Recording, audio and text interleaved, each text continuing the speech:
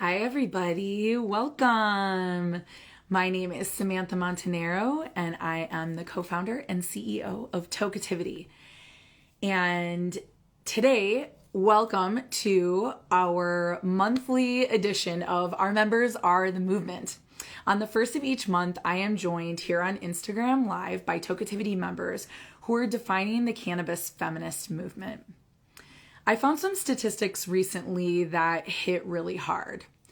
Women are 51% of the population, but 70% of the poor, 83% of single parents, doing 66% of the work, producing 50% of the food, but women earn only 11% of the pay and own a shocking 1% of the land.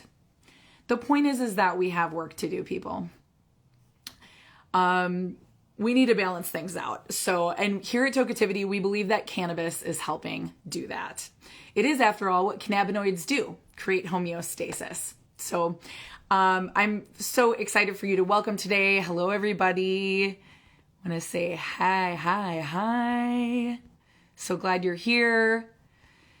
So here at Toketivity, we're a global community of 56,000 plus active cannabis consumers and business owners that believe in cannabis normalization, equity, and empowerment of modern consumption culture. We connect through creative, social, and political intersectional feminist forward activities and creative campaigns that work to create radical change. We have been featured in Forbes, Condé Nast, High Times, Dope, Leafly, Yahoo, Vanguard magazine, we were on the cover this past year, and many more. I wanted to shout out and say thank you to our corporate members who are our brand partners and help us do the work that we do. Studio Linear is an amazing woman-owned creative agency out of Maine that you should check out. Totally obsessed with Andrea and the work that they're doing. It's so beautiful in helping normalize cannabis. And some of our other brand partners are Herbal, PAX, Sensi Magazine, and a big welcome to our newest brand partner, Glass Cardinal. Thank you for your support and dedication to the liberation of women through cannabis. If you want to sponsor future digital events, socials, IG Lives, clubhouses, head over to toketivity.com/events and go to the landing page of whichever you're looking to sponsor.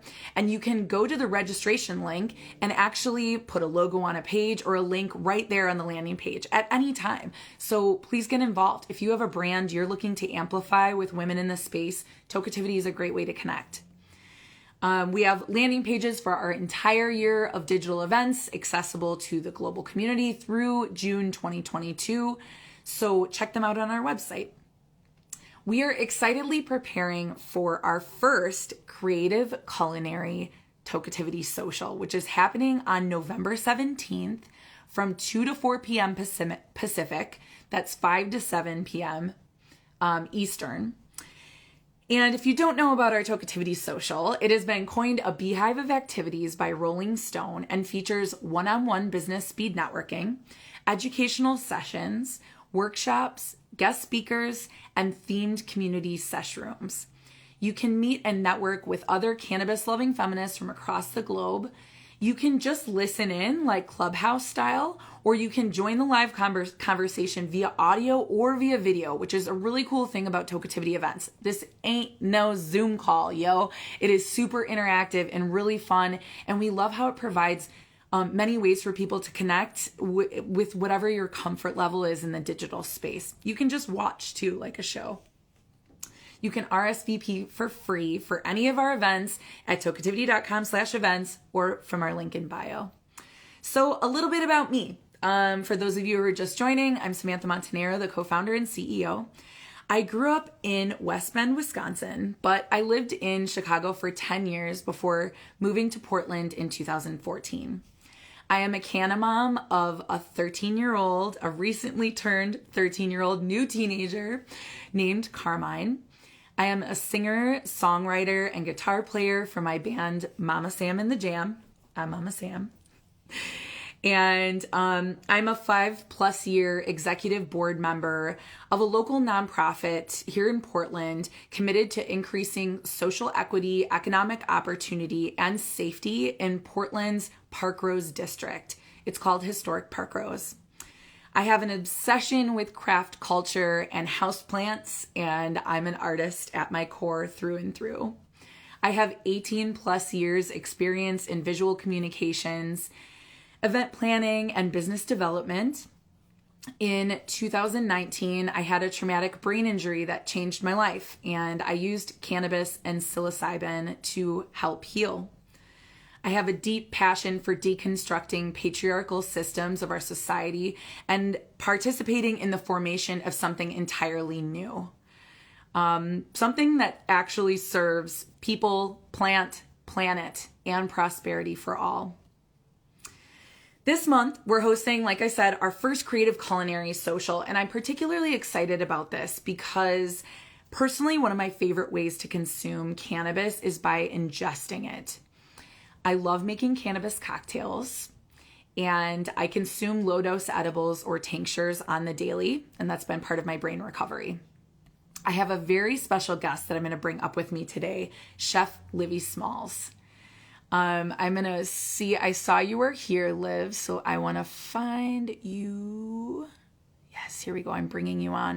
So if you don't know Liv Vasquez, she is a chef, consultant, restaurateur, cannabis educator with a mission to help people develop a clearer understanding of cannabis as a plant and industry in beautiful spaces.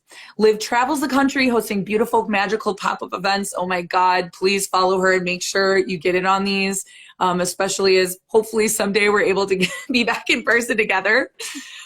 These magical pop-up events that Liv hosts act as a classroom for her to teach and answer questions about cannabis in depth.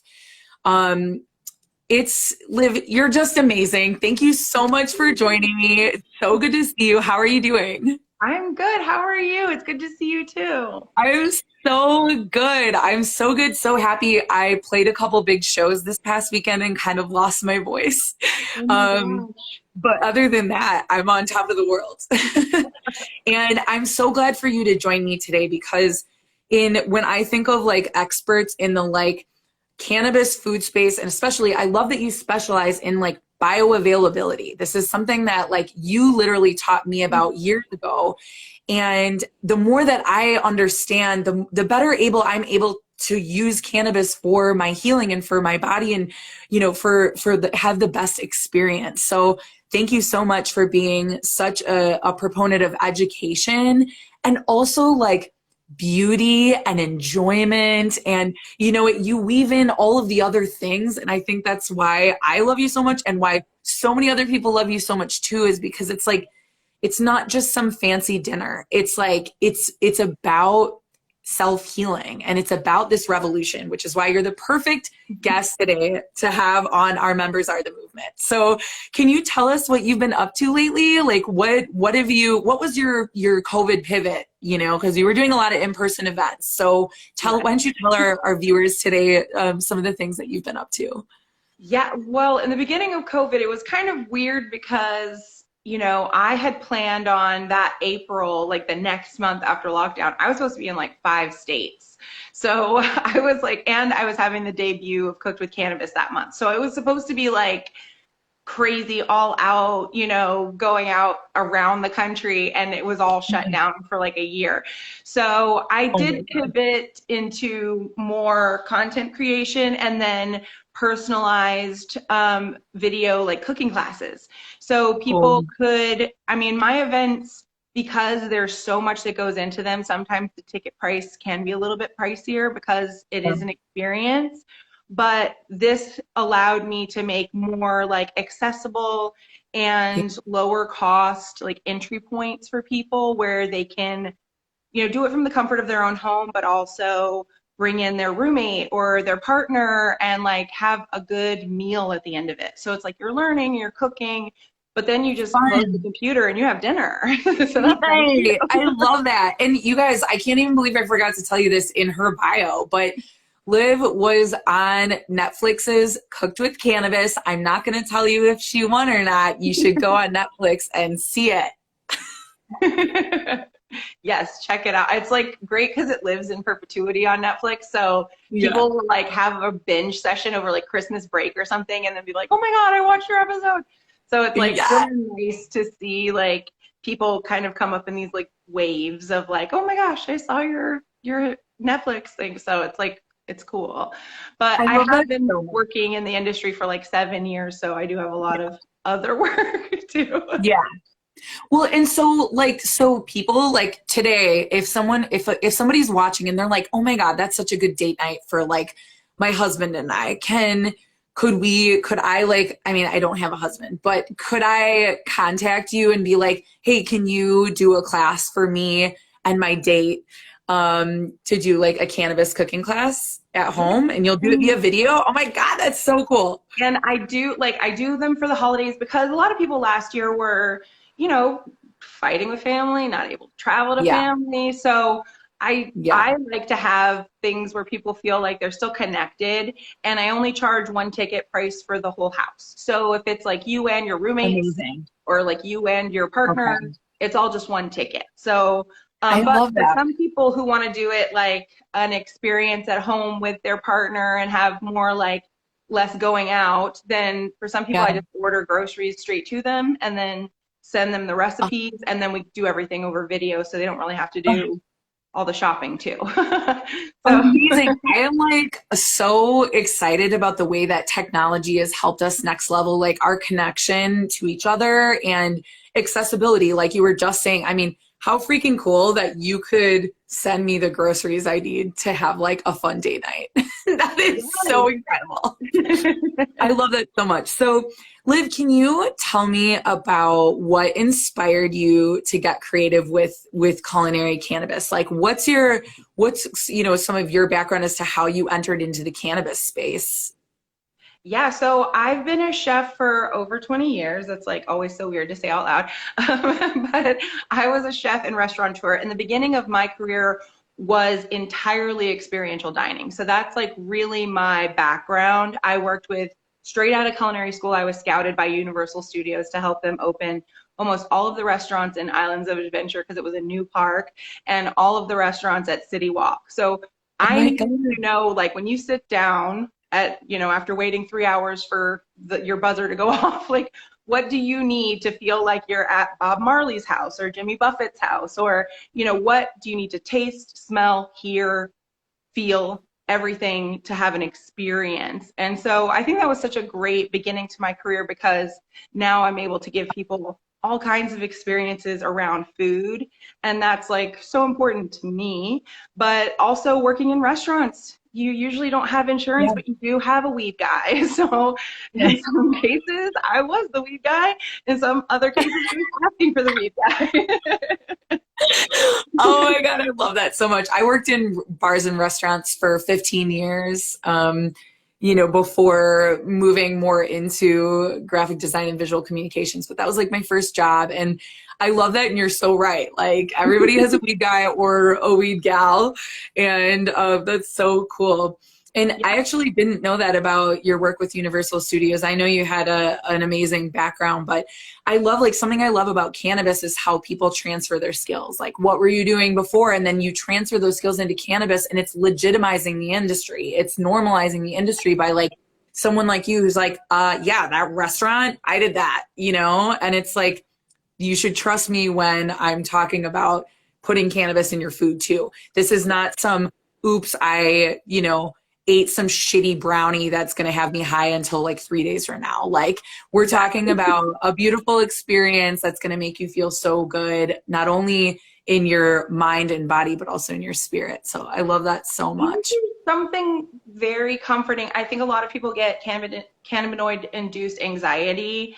And Yeah. when you're in a very controlled environment where someone has been thinking about you for weeks, where they've thought about what are you going to talk about over dinner? What time is the sunset? What music are you listening to? What does the food taste like? All for you, a person who I just met today, but I've been thinking about you for weeks, maybe months. And there is something comforting for people who are consuming, like, oh, I showed up to this event by myself. Now I'm high. Is everybody going to be weird? You know, there's all those Yeah. variables that can stress you out when you're having an edibles experience. And on Yeah. my end, I just do everything I can to take that out of the equation to make it the best edibles experience you've ever had. And I I think love that. it shows in like how much I care about my guests and my work. I really hope it shows in like It everything that I sure do. does. It sure does. And when we think about like changing when we think about this movement, right? It is like people think of weed and they think of smoking weed. And a lot of people don't want to smoke. And I get it. That's fine. Like if you are not a smoker at all in any way, shape, or form, it is shocking to your body and you do not like it. And also like the immediate onset of THC with smoking or like or vaping, consuming that way can be really intense for folks who aren't used to that too. The edible experience can be a little bit more gradual, especially with an experience like I know you give, where, you know, the first appetizer is 2 milligrams, right? And like, or something like that. And then you have another one. It's like you're spreading out your dosing throughout an experience so that you aren't all of a sudden, you aren't eating 30 milligrams at once and then being like on the floor stoned. You know, so this is such an essential part about the future of cannabis. And I get really excited about low dose edibles because I know my business partner, Lisa, who is here in the chat, she loves those wild gummies and I have become obsessed with them too. 5 milligrams a piece.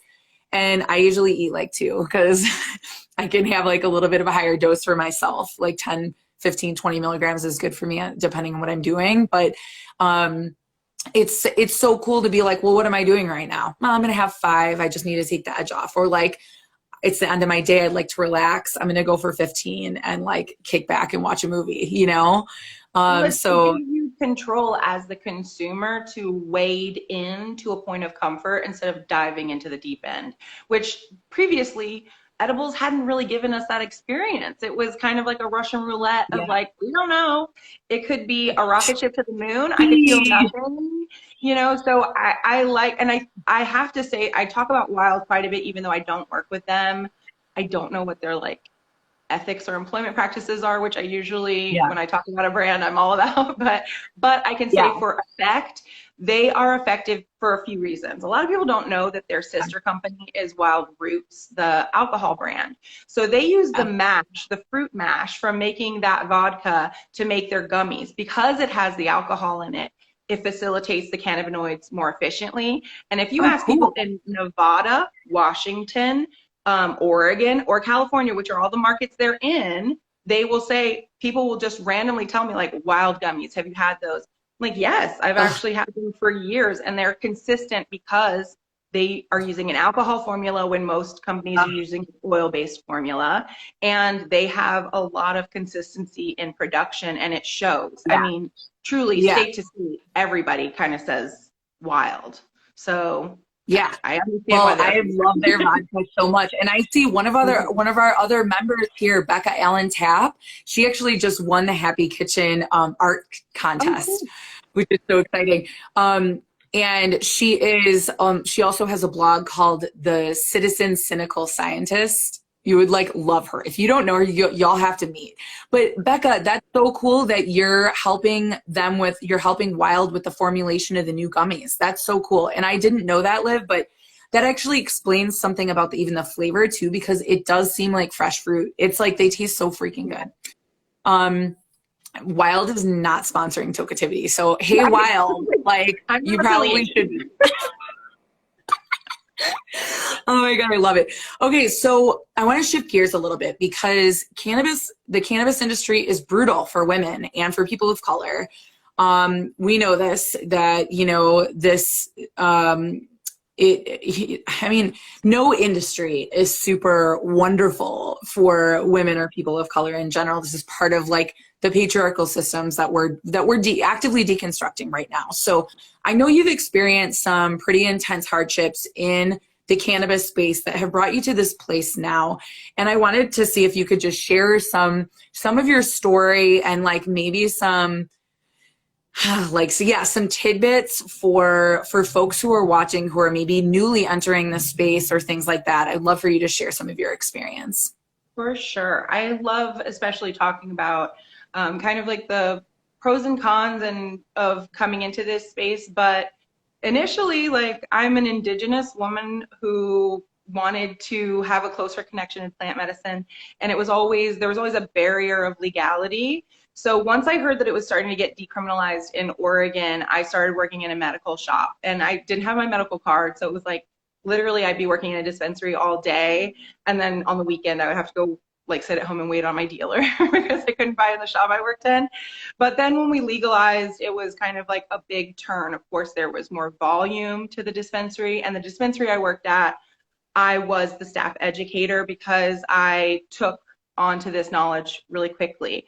It's a female plant, and only female plants produce. And when I first got in the industry, I was under the impression that there were a lot of women in the industry because I heard so much about how women's attention, like specifically like the feminine attention to details, when like even female trimmers I was hearing were just getting a better product because they were just so much paying attention to detail throughout. And it felt like a very feminine focused industry when I first got into it, just in my own conception of it.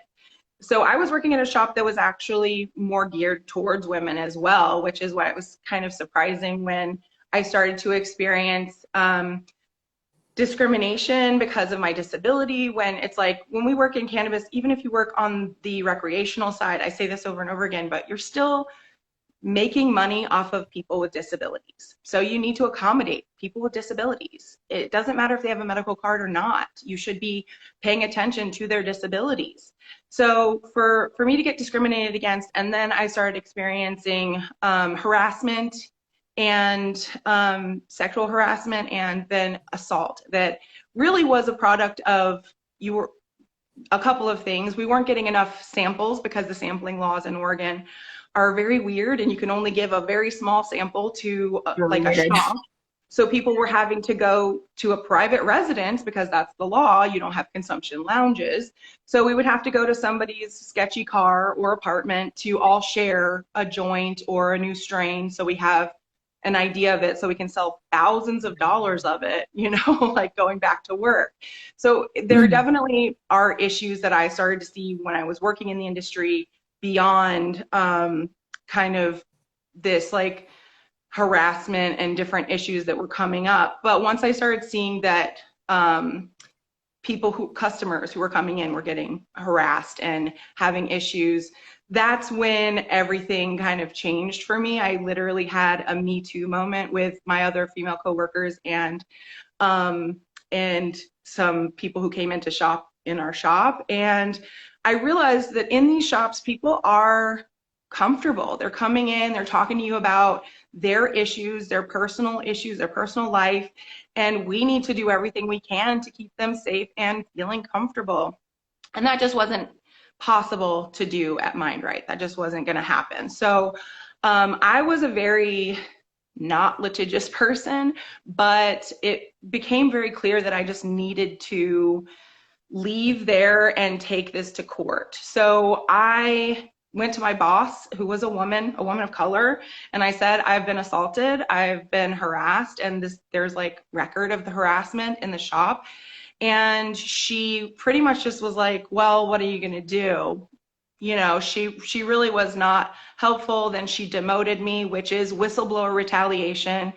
And because it was an industry that I was so excited about being part of, because finally it was legal, finally I could be part of it, I think that I was taking less of everything. I was taking less pay, I was taking less accommodation for my disability, I was taking less of everything because I was so excited to be in this industry. And I quickly realized that people coming from an illegal market were still treating this very legal market like an illegal market. So they were not paying attention to employment laws, they were not paying attention to the safety of the people working in this environment. And it might have just been because it's a new industry and they didn't know, or it could have been more malicious than that. So I felt like it was important for me to take it to court. And when I left, and the next day, the Harvey Weinstein news broke and Time's Up came out. And it felt like the universe just confirming, you're you have to do this, you're doing it. And I had no savings. I'd been not being paid a livable wage for years. Yeah. So I was very scared. Like, I didn't think I could get unemployment. And I wrote to Time's Up. And if you're dealing with a harassment case, I encourage you, write to Time's Up. They sent me a list of lawyers who would work with me, either like pro bono or just take basically off of my winnings. And the lawyer that they sent me was so incredible. He helped me through my employment trial to get unemployment. He helped me through 4 different trials before I won my lawsuit. So I took them to court. It was very stressful. I had to deal with stalking and harassment on the other side of quitting from them. And I literally had to build the business I have now from nothing, but it's turned into something, like something real and something magical. And it just felt like I needed to, most people will tell you who've dealt with sexual harassment suits, it doesn't usually get to court. But I made it a point to take it to court so that there would be case law for other women in cannabis to use my case to hinge their case on. So if you are a woman who is dealing with sexual harassment in a dispensary specifically, or if they are not accommodating you because of your disability in a dispensary, you can use my lawsuit as case law in court. And it will say, no, you should have been, because she won this case. So if this case was won by a woman who had a disability and was being discriminated against and was being harassed, then you also should win this case that you have on top of that. So it was important to me to make that case because it's a new industry, because there wasn't a lot of case law.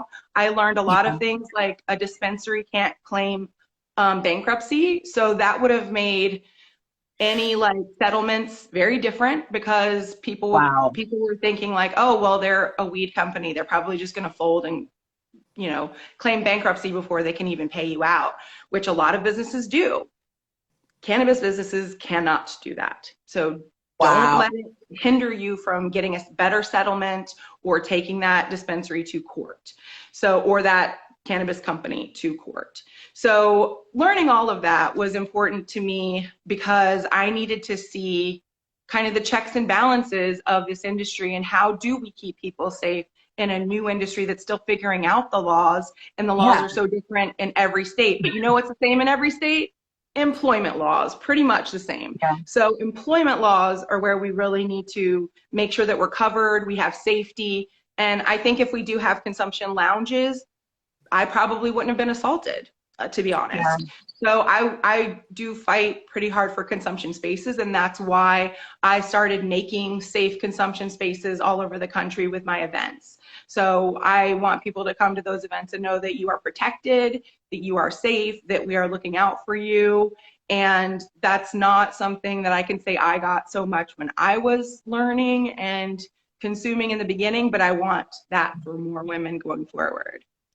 Thank you so much for sharing your story. This is like, I just like got goosebumps numerous times while you were sharing this story, because like you were saying, you know, your bravery and like endurance of all the bullshit that came with doing that. Like, it's amazing that you can know that this is literally going to help empower women, and like, again, have this case study that, you know, this case that was won that can be used as an example for why this is what should be happening going forward.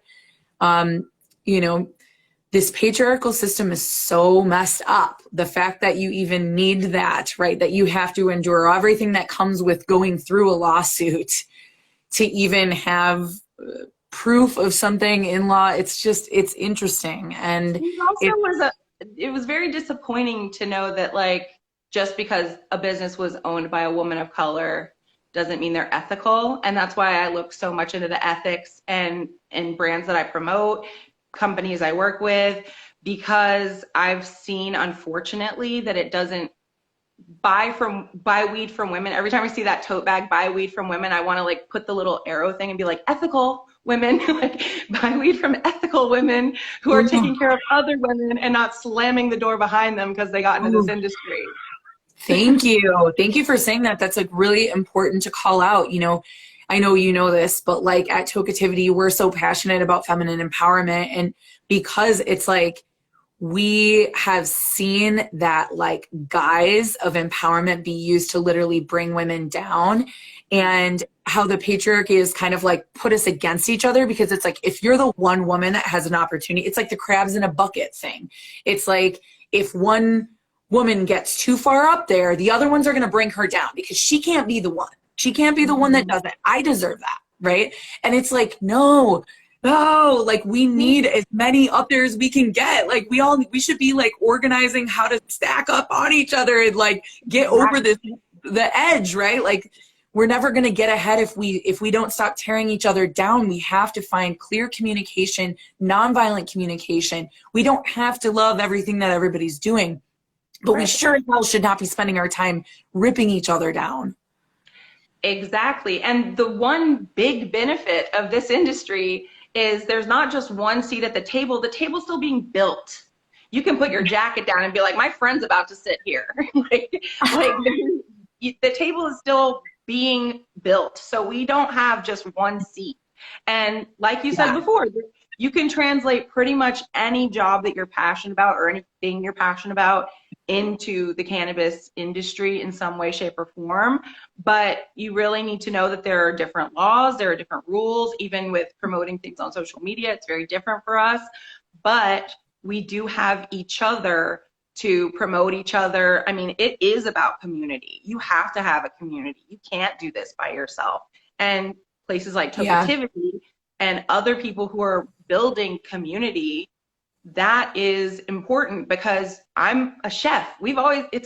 I'm usually the only woman in the kitchen when I was working in big kitchens, like I came from a male dominated field. You also, doing anything in tech or graphic design, male dominated. And we're told, well, you're the one cool girl, so you can hang out with us, or you're the one girl who is the exception. Fuck the exception. We're all exceptional. Why can't we all be here? I love that. And yeah, you're so right. Oh my gosh. Okay, so final question before you tell everybody about what things you have coming up or like what they should do to support you. Tell me what excites you about the future of cannabis, specifically with like the culinary cannabis space. What excites you about the future of that, or what things, maybe some trends that you're seeing, for what's next? I really feel like edibles are getting like this great moment, because even for the first 5 years of my career, telling people who smoke weed every day to be like, hey, but I do edibles. They're like, well, I don't mess with edibles. There were so many people, I don't mess with edibles. Like, not for me. And I do feel like edibles, because there's just more control and less of the what if happening with testing and science. I think people are getting a little bit more comfortable, and people had a year at home to kind of experiment, to see what their dose is, see what they like. So I do think that also helped people kind of take some of that stigma and fear away from edibles. And then there's just more. I mean, I've been having meetings with like Food Network and bigger brands for like 6 years, which I'm like, whenever you're ready. Like we've been planning, but like who knows when they'll be ready, because it's like most of these companies are based in the South, where the laws are very strict. But I think if they're seeing other like brands like my show, Cooked with Cannabis, or Chopped 420, things that are just more mainstream, accessible, and normalized happening, they're not going to leave the money on the table. They're going to say, well, we're going to have a show too. So I just think things like that help normalize edibles, specifically for even people who use cannabis but they don't mess with edibles. I think that that is kind of a little behind like smoking. People are kind of still catching up, but they are catching up. And I think people are seeing the benefits that they can get from it, and it's more discreet. It's a little easier for people who can't smoke in their home or can't smoke at all because of throat issues, lung issues, what have you. I think it's all just kind of moving into more of a acceptance, which is great. And hopefully that takes away stigma, but also those bad brownie stories. I mean, I wrote my ebook Yeah. about the bad brownie experience and like Yeah. how to try to avoid it. But it's like everybody has that story. Everybody's dealt with it. So Yeah. hopefully we're replacing those stories with like more happy, relaxing, fun stories.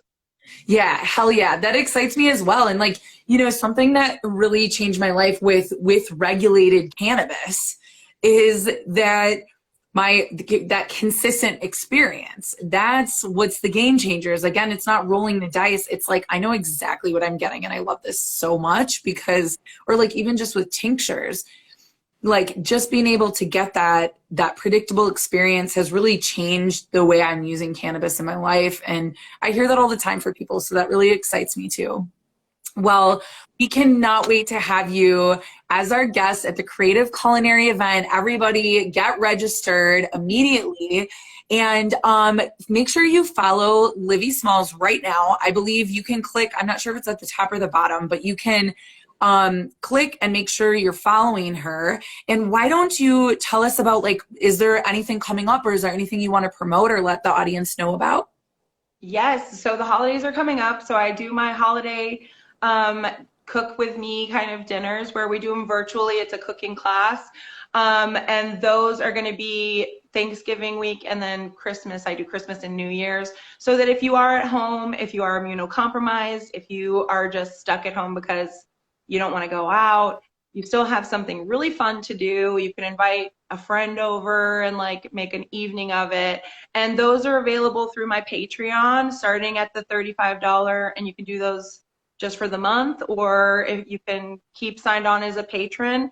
And my Patreon start at $5, and I always put up, I'm still growing it, so I'm putting up recipes. There's like more expansion of my ebook, and then virtual learnings that I've recorded. So there's still some stuff, but it's growing on there. And my Patreon is just Chef Liv Vasquez on Patreon, and you can find it linked in my bio on my stuff.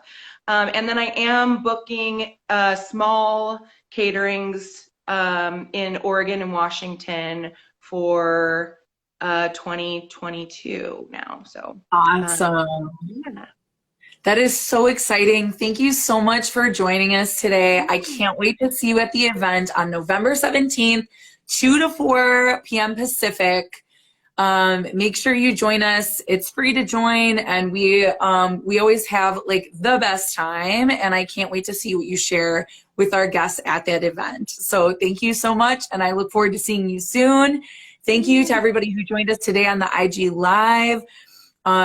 You know, our members at Tokeativity are the cannabis feminist movement, and this is why, right? Like how amazing, like this is, you know, people like Liv that are putting themselves out there and doing things. We're all figuring this out. Like she said, we're building the table. And Tokeativity is a great space to meet other like-minded folks who are genuinely interested in supporting one another. Be sure to join my co-founder, Lisa Snyder, next week, Wednesday on a Clubhouse. We're going to be having a conversation with a bunch of guests there, and it's like a space that you can actually join in the conversation too, so please join us there. And we hope to see you at the social on November 17th. I hope everybody has a great day, and happy November. We're here. It's oh my gosh, it's tea season. I'm wearing my poncho. I'm like, oh, it's on. I like am so excited. I just harvested my cannabis. I'm curing it now. It's just such an exciting time. So thank you so much, and have a great day, everybody. Bye, Liv.